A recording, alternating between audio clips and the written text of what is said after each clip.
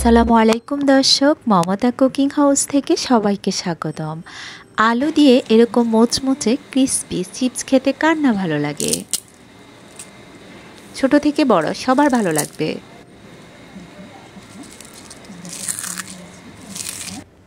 এটা যতটা মুচমুচে ততটা ক্রিসপি, খেতেও অনেক মজাদার। আশা করছি সবার কাছে ভালো লাগবে।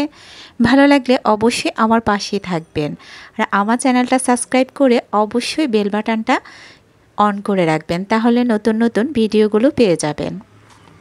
দেখুন, আমি এখানে দুটো আলুকে এভাবে একটু লম্বা করে স্লাইস করে নিলাম।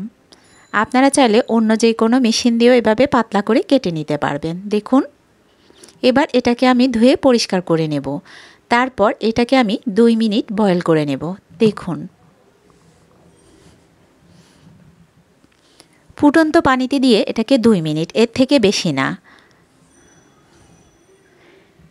তারপর এটাকে তুলে আমি পাখার নিচে এরকম একটা পাতলা কাপড়ে শুকোতে দিয়ে দেব। এটা শুকিয়ে গেছে, তারপরেও আপনাদের বোঝার জন্য আমি একটু টিস্যু দিয়ে দেখিয়ে দিচ্ছি। দেখুন, সম্পূর্ণ শুকিয়ে গেছে। তারপর এর উপরে একটু কর্নফ্লাওয়ার দিয়ে দিচ্ছি। দেখুন,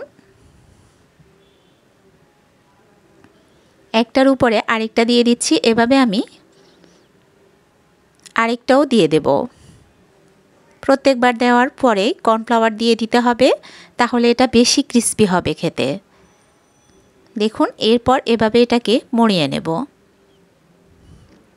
এরপর একটা টুথপিক দিয়ে এভাবে এটাকে বন্ধ করে নেব। দেখুন, হয়ে গেল রেডি। এভাবে আমি বাকি সবগুলোকেও তৈরি করে নিলাম। এবার এটাকে তেলে ভেজে নিতে হবে। দেখুন, মিডিয়াম আঁচে ভাজতে হবে, তা না হলে এটা উপর দিয়ে পুড়ে যাবে, ভিতরেগুলো হবে না। দেখুন, আমি এটাকে উল্টে দিচ্ছি। খুবই সহজ আর খেতেও ভীষণ মজাদার। হয়ে গেল।